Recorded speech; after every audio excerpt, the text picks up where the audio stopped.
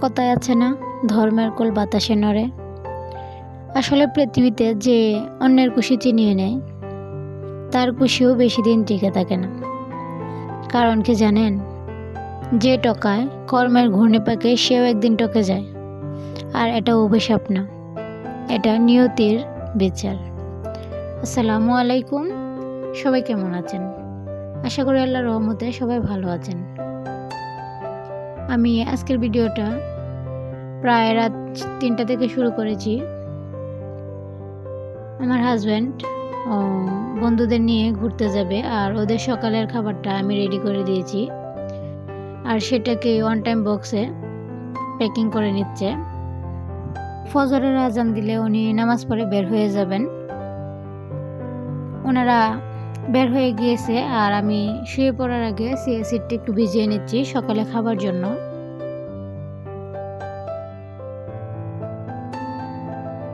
সকালে এই চিয়া সিডটা খেয়ে নিলে অনেকটাই উপকার পাওয়া যায়।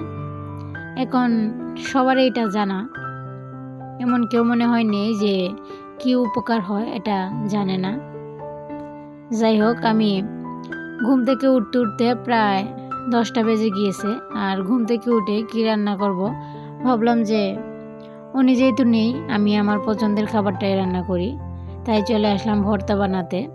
আমি আজকে চেপা শুটকির একটা ভর্তা রেসিপি শেয়ার করব। আশা করি আপনাদের অনেক ভালো লাগবে ভর্তাটা, একবার হলেও ট্রাই করবেন বাসায়।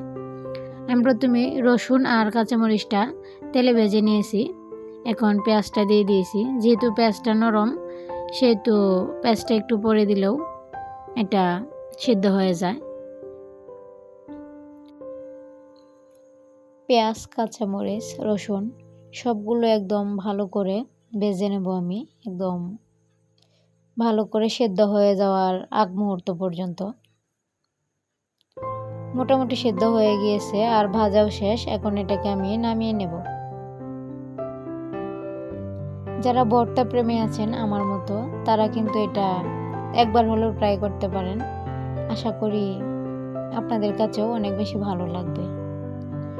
আমি পেঁয়াজ, রসুন, কাঁচামরিচ সেটা ভেজে নামিয়ে নিয়েছি, আর এখন চাপা শুটকিটা ভেজে নেব। যারা ভিডিওটা দেখতে দেখতে এই পর্যন্ত চলে এসেছেন, তাদেরকে অনুরোধ করব, প্লিজ একটা লাইক দিয়ে সম্পূর্ণ ভিডিওটা দেখবেন। আর ভিডিওর কোনো অংশ যদি আপনাদের ভালো লাগে, তাহলে একটা লাইক দিয়ে আমার চ্যানেলটা সাবস্ক্রাইব করে আমার পাশে থাকবেন। ভাজা হয়ে গিয়েছে সবগুলো উপকরণ, আর এখন এটাকে আমি একটা হামান দস্তায় তেঁতলে নেব। আপনারা চাইলে শিলপাটায় বেটে নিতে পারেন, এতে কিন্তু ভর্তার স্বাদ বেড়ে যাবে অনেক গুণ। মরিচটা তেঁতলানো হয়ে গিয়েছে, আর এখন পেঁয়াজ রসুনটা দিয়ে দিয়েছি।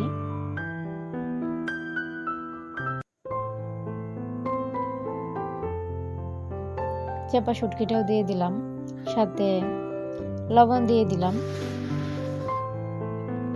আমার ভর্তা করা শেষ। দেখুন ভর্তার ফাইনাল লুক। এটা দেখতে যেমন লোভনীয় হয়েছে, মাশাআল্লাহ খেতেও কিন্তু অনেক বেশি ভালো হয়েছিল। আপনারা একবার ট্রাই করবেন, আশা করি আপনাদের কাছেও অনেক বেশি ভালো লাগবে এই ভর্তাটা। আর ভর্তাটা শেষ করে আমি চলে আসলাম চিয়া সিডটা খেয়ে নেওয়ার জন্য। এটা এক ফালি লেবুর রস দিয়ে দিয়েছি, এতে খেতে ভালো লাগে, তার সাথে অনেকটা উপকারও পাওয়া যায়। আমার মেয়ে ঘুম থেকে উঠে পড়েছে, আর উঠেই কান্নাকাটি শুরু করে দিয়েছে, যার কারণে পরবর্তীতে আর কোনো ভিডিও করা হয়নি।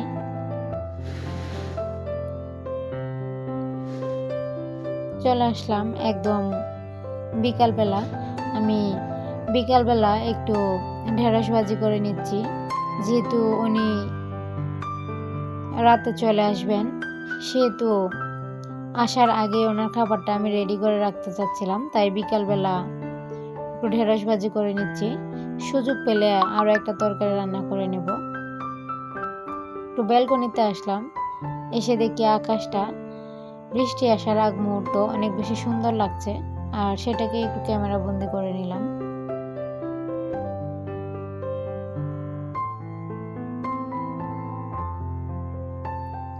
ইদানিং ভয়েস দিতে একদমই ইচ্ছে করে না, তার উপর ভিডিও করতে তো আরও বেশি আলসামি লাগে। যদিও ভিডিও টুকটাক করে নিই, কিন্তু ভয়েস দিতে একদমই ইচ্ছে করে না।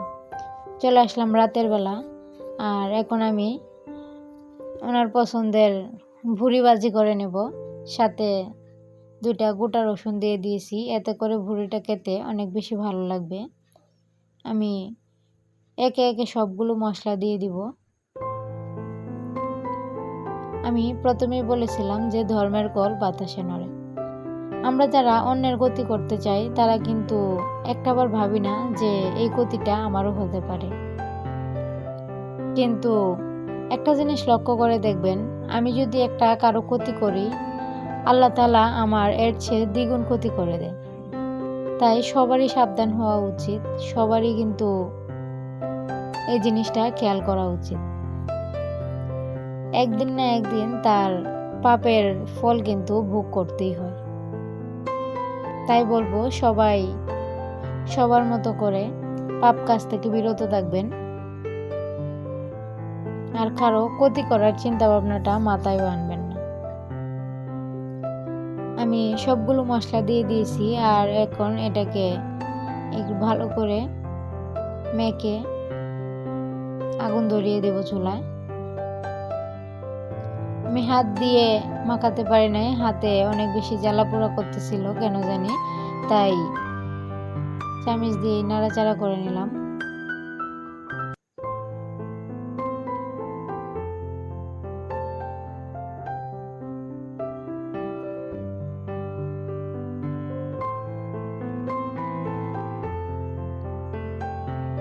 আমি তেজপাতা দিতে ভুলে গিয়েছি, তাই তেজপাতাটা দিয়ে দিচ্ছি। সাথে যে গোটা মশলাগুলো আছে সেগুলো দিয়ে দিলাম। আর এখন এটাকে ভালো করে নেড়ে চেড়ে আমি কষিয়ে নেব। মোটামুটি কষানো শেষ হয়ে গিয়েছে, আর এর মধ্যে কারেন্টও চলে গিয়েছে, তাই মোবাইলের ফ্ল্যাশ দিয়ে ভিডিওটা করে নিয়েছি, যার জন্য অন্ধকার অন্ধকার লাগছে। আমি ঝোল দিয়ে দিয়েছি, আর এখন প্রেসার কুকারের ঢাকনাটা দিয়ে 2টা সিটি বাজিয়ে নেব, এতে করে ভুড়িটা খুব তাড়াতাড়ি সেদ্ধ হয়ে যাবে। আমি কথা বলতে বলতে কিন্তু ভিডিও শেষ পর্যায়ে চলে এসেছি। আমার কথায় কোনো ভুল ত্রুটি হয়ে গেলে প্লিজ সবাই ক্ষমা দৃষ্টিতে দেখবেন। আর এই যে হলো আমার ভুড়ির ফাইনাল লুক।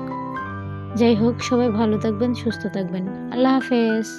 আসসালামু আলাইকুম।